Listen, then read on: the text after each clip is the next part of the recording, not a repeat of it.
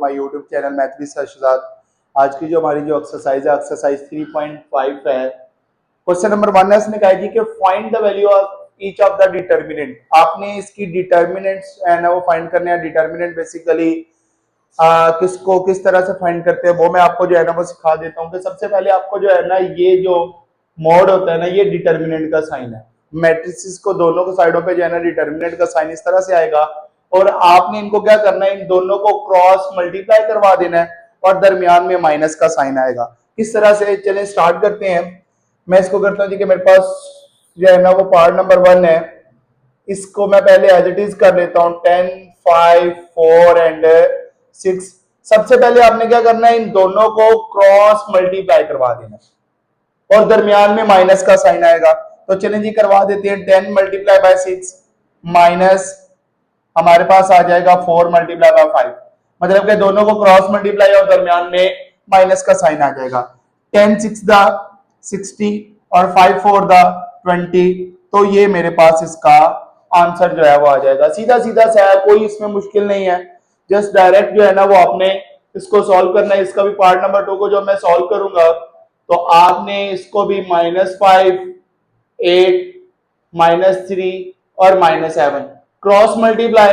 इसका मतलब है -5 मल्टीप्लाई होगा -7 के साथ और -8 मल्टीप्लाई बाय -3।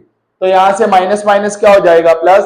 5 7 द 35 और -8 3 द 24 और ये माइनस का आ जाएगा। माइनस माइनस हमारे पास है प्लस हो जाता है। तो यहां से जैसे ही हम इन दोनों को जो है ना वो ऐड करेंगे तो ये मेरे पास 59 इसका आंसर आ जाएगा इस डिटर्मिनेंट का।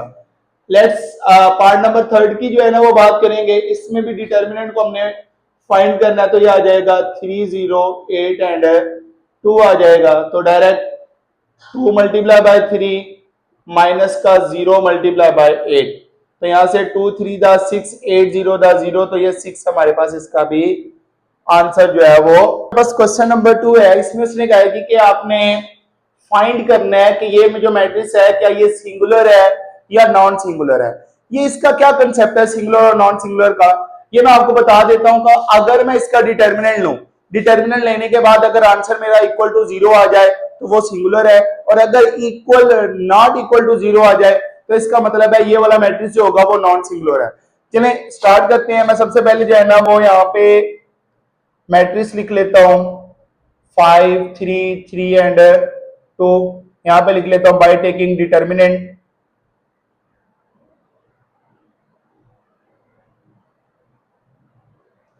तो जैसे ही आप डिटर्मिनेंट अप्लाई करोगे तो ये डिटर्मिनेंट का साइन है, इधर भी जो है ना वो मैं डिटर्मिनेंट का साइन जो है ना वो अप्लाई कर देता हूं। तो अब इनको क्रॉस मल्टीप्लाई करवा देता हूं। 2 मल्टीप्लाई बाय 5 माइनस का जो है ना वो 3 मल्टीप्लाई बाय 3 आ जाएगा। 2 5 द 10 -9। तो ये मेरे पास 1 आया। और अगर तो ये देखिए हमने ये पढ़ा कि अगर हमारे पास डिटर्मिनेंट नॉट इक्वल टू 0 आ जाए तो ये हमारे पास नॉन सिंगुलर जो है वो आ जाएगा, और अगर इक्वल टू 0 आ जाए तो वो हमारे पास सिंगुलर मैट्रिक्स होगा। तो यहां से भी मैं जो है ना वो अगेन बी को जो है ना वो मैट्रिक्स जो है ना वो एज इट इज जो है ना वो लिख दूंगा।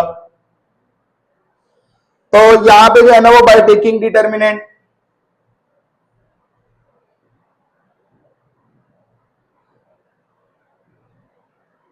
तो जैसे ही आप इसका डिटर्मिनेंट जो है ना वो करेंगे तो ये हमारे पास जो है ना वो मल्टीप्लाई करवा देते हैं। 6 7 का और 2 मल्टीप्लाई बाय 21।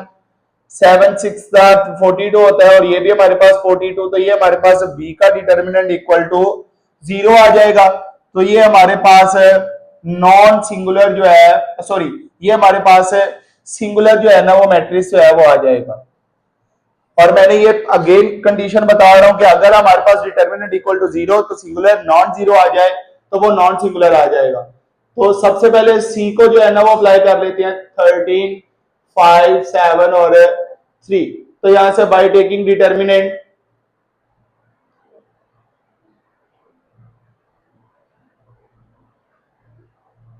तो यहां से सी का डिटर्मिनेंट जैसे ही मैं अप्लाई करूंगा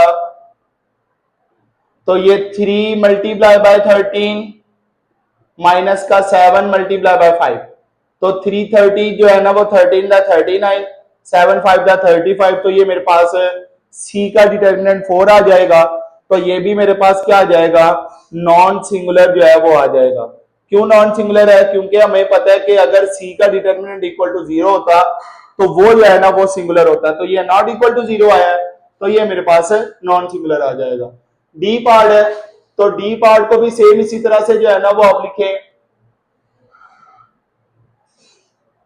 बाय टेकिंग डिटर्मिनेंट। तो जैसे ही हम इसका डिटर्मिनेंट जो है ना वो करते हैं, तो ये डी का डिटर्मिनेंट इक्वल आ जाता है 2 0 0 एंड 0, तो मल्टीप्लाई करवा देते हैं, 0 मल्टीप्लाई बाय 2 माइनस का 0 मल्टीप्लाई बाय 0, तो ये 0 माइनस 0 इक्वल टू 0, तो डी का डिटर्मिनेंट इक्वल टू 0 आ जाएगा, तो ये भी मेरे पास सिंगुलर जो है वो मैट्रिक्स है। Find the value of x, जबकि ए मैट्रिक्स जो है वो सिंगुलर है। सिंगुलर का हमें पता है कि ये सिंगुलर मैट्रिक्स क्या होता है कि अगर हम इसका डिटर्मिनेंट ले और वो इक्वल टू 0 आ जाए, तो यहां से जो है ना वो पहले मैं सबसे पहले इसका डिटर्मिनेंट जो है ना वो ले लेता हूं कि ए का डिटर्मिनेंट हमारे पास जो है वो क्या आ जाएगा, और उसने गिवन भी दिया हुआ है कि ये सिंगुलर मैट्रिक्स है, तो हम यहाँ पे लिखेंगे सो ए का डिटर्मिनेंट इक्वल टू 0 है, तो इसका मतलब है x 6 5 और 15 इक्वल टू 0। तो अब मैं क्या करूंगा कि इनको क्रॉस मल्टीप्लाई करवा देता हूं, 15 मल्टीप्लाई बाय x माइनस का 5 multiply by 6 is equal to 0, तो ये आ जाएगा 15x माइनस का जो है ना वो सॉरी 5 मल्टीप्लाई बाय 6 आ जाएगा, तो ये 5 6 30 इज इक्वल टू 0, तो ये 30 इधर पॉजिटिव इस साइड आके नेगेटिव, तो ये 15 इधर मल्टीप्लाई रहा 30 के नीचे जाके डिवाइड, तो यहां से x का आंसर हमारे पास 2 आ जाएगा। आसान सा था, कोई इसमें जो है वो चेंज है नहीं है। पार्ट नंबर 1 है, इसमें उसने कहा है कि हमारे पास जो ए मैट्रिक्स है A B C and D का, आपने इसका एडजॉइंट फाइंड करना है।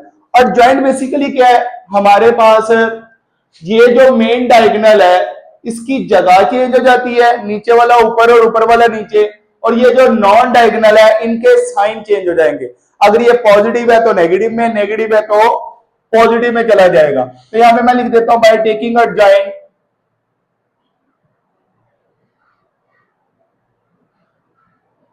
तो जैसे ही मैं इसका एडजॉइंट करूंगा तो ये आ जाएगा एडजॉइंट ऑफ ए इक्वल है, तो जैसे मैं इसका एडजॉइंट करूंगा ये नीचे वाला ऊपर चला जाएगा, ये आ जाएगा डी ए और ये माइनस सी और माइनस डी, ये मेरे पास इसका पार्ट नंबर 1 का आंसर आ जाएगा।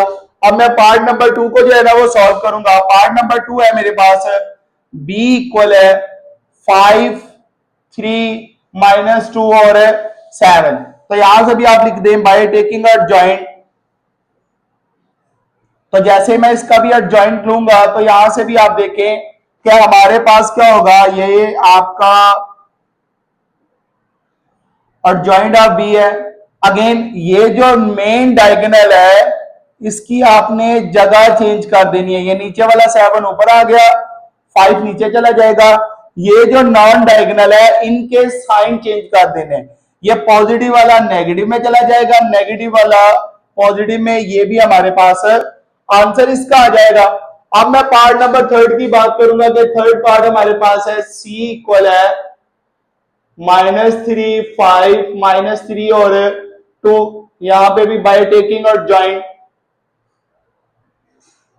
तो जैसे ही आपने इसका भी एडजॉइंट जो है ना वो अप्लाई करेंगे तो ये आ जाएगा एडजॉइंट ऑफ सी इक्वल है, तो मेन डायगोनल की जगह चेंज हो जाएगी 2 और -3 जो नॉन डायगोनल है इनके मैं साइन चेंज कर देता हूं, तो यहां से मेरे पास ये भी क्वेश्चन जो है वो